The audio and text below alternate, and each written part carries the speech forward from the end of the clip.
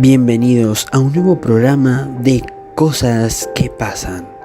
En el día de hoy vamos a hablar sobre la década infame y sobre la llegada al poder de Juan Domingo Perón. Este capítulo de la historia de nuestro país comienza con la caída del primer líder populista del siglo XX, Hipólito Yrigoyen, en donde un 6 de septiembre de 1930 se lleva a cabo el primer golpe de Estado encabezado por los generales José Félix Uriburu y Agustín P. Justo.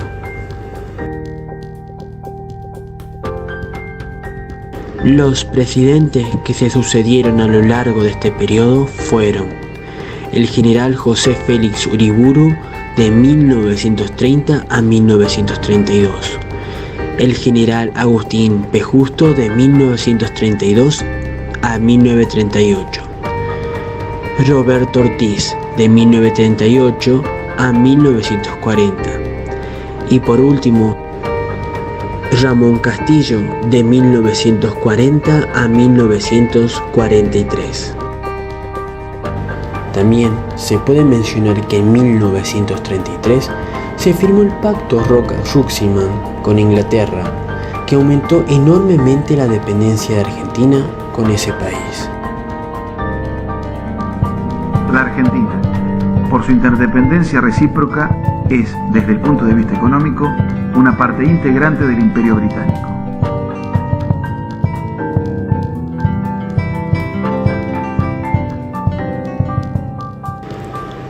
También podemos decir que ese pacto estuvo manchado de corrupción. Otro suceso importante que podemos mencionar de esta época es que la economía de nuestro país se veía vulnerable, en donde incluso los terratenientes se veían afectados. Miles de trabajadores rurales emigraron hacia las grandes ciudades, en donde se instalaron las villas miserias. La pobreza, el hambre, era moneda corriente que se manifestaba en las calles de la ciudad. Con el golpe militar de 1943, el coronel Juan Domingo Perón participó activamente del golpe, que derrocó al gobierno conservador de Ramón Castillo. Esto produjo un cambio en el aparato gubernamentativo. Este golpe militar fue llevado a cabo por los militares Rawson, Ramírez y Farrell, declarando el fin de la década infame. Perón ingresa en la política, en donde él obtiene el puesto de secretario de Trabajo y Previsión. Desde ese cargo impulsa fuertes medidas de carácter social, como el Estatuto del Peón, los convenios de trabajo colectivo y la inclusión de la población trabajadora al régimen jubilatorio. Gracias a estas medidas, Perón gana un peso político, una popularidad importante. En 1944 suma 2 cargos, el de ministro de guerra y vicepresidente. Pero la oposición empieza a verlo a Perón como el hombre más fuerte de los militares. En 1945, bajo la presidencia de Farrell, un grupo de oficiales le exige la inmediata renuncia de Perón a sus cargos. Ni el 11 de octubre de 1945, Perón es detenido y es enviado a la isla Martín García. Ante esta situación, el pueblo se levanta y sale a las calles bajo el grito "Queremos a Perón". Finalmente, ante la presión, Perón es liberado un 17 de octubre. En este día, Perón da un discurso que quedará en la historia de todos los trabajadores. Pero desde hoy sentiré un verdadero orgullo de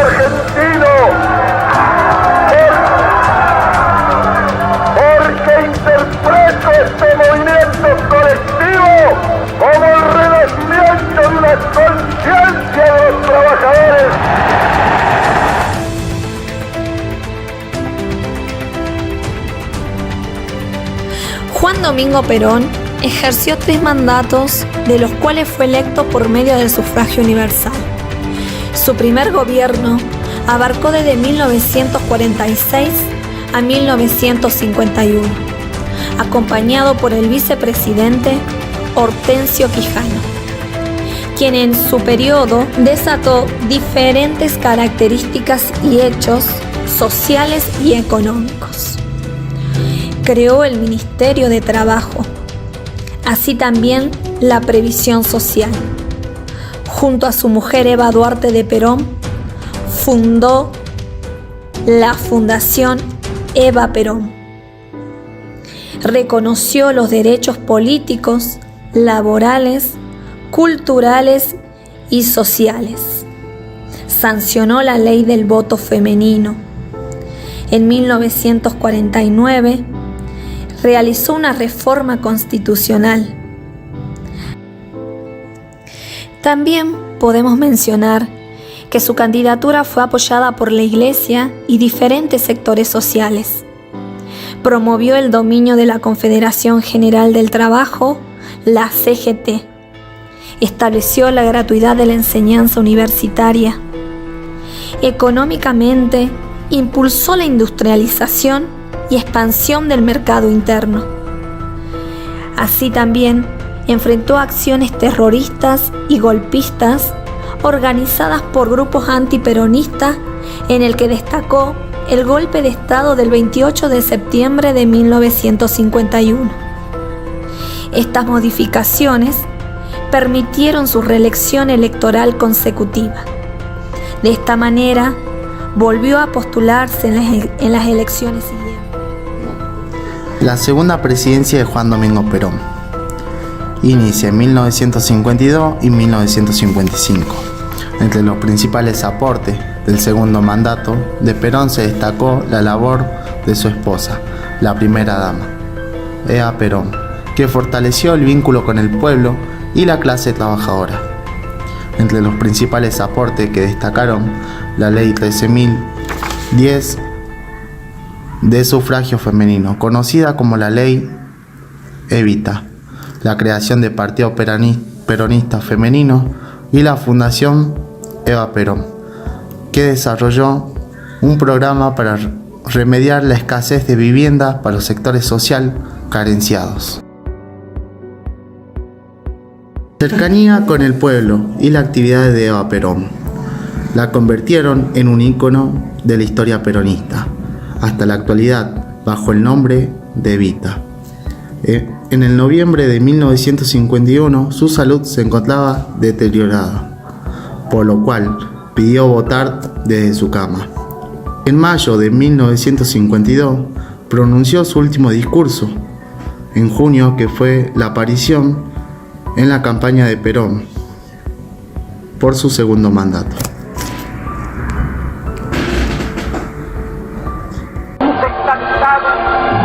Yo les agradezco por todo lo que ustedes han rogado por mi salud. Espero que Dios oiga a los humildes de mi patria para volver pronto a la lucha. Yo sé que Dios está con nosotros porque está con los humildes y desprecia la soberbia de la oligarquía. Y por eso la victoria será nuestra. Tendremos que alcanzarla tarde o temprano, cueste lo que cueste y caiga quien caiga. Les pido una sola cosa: estoy segura que pronto estaré con ustedes, pero si no lo llegaré a estar por mi salud, ayuden a Perón, sigan fieles como hasta ahora con Perón. Yo no quise ni quiero nada para mí. Mi gloria es y será siempre el escudo de Perón y la bandera de mi pueblo. Se conecta con la Subsecretaría de Informaciones.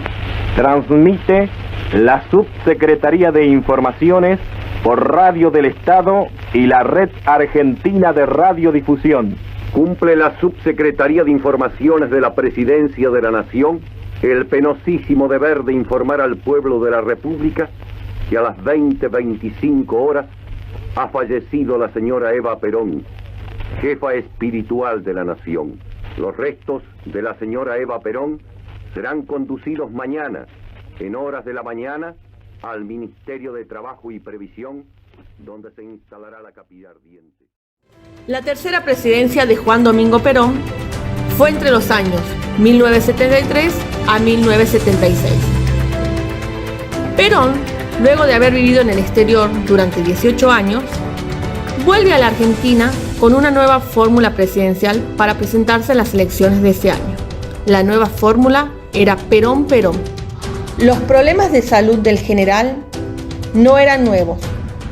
A su cardiopatía se le sumaban los efectos colaterales de su consumo de tabaco y sus fuertes emociones, incluida su doble viudez y el exilio por más de 18 años en el exterior. Perón falleció el 1 de julio de 1974 y fue sucedido por su esposa, la vicepresidenta María Estela Martínez de Perón, alias Isabelita, quien fue derrocada al poco tiempo de asumir la presidencia con el golpe de Estado del 24 de marzo de 1976. Estamos viviendo horas aciagas, circunstancias que debe retemplar el espíritu del pueblo argentino en un sentido de verdadera unidad nacional.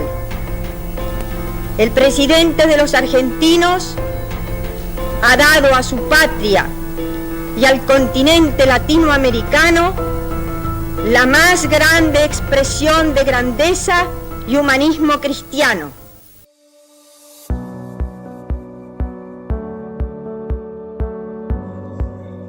El peronismo es un régimen político populista, ¿no?, que surgió a mediados de la década de 1940 en Argentina. Fue implementado por el teniente general Juan Domingo Perón, acompañado de su esposa Eva Duarte de Perón. Desde entonces, la ideología peronista ha tenido un importante protagonismo hasta la actualidad. El pensamiento de esto hace hincapié en la importancia de la justicia social, de allí que también se la denomina justicialismo. Perón era coronel del ejército argentino y ganó las elecciones presidenciales demócratas en 3 ocasiones, en el año 1946, 1952 y 1973.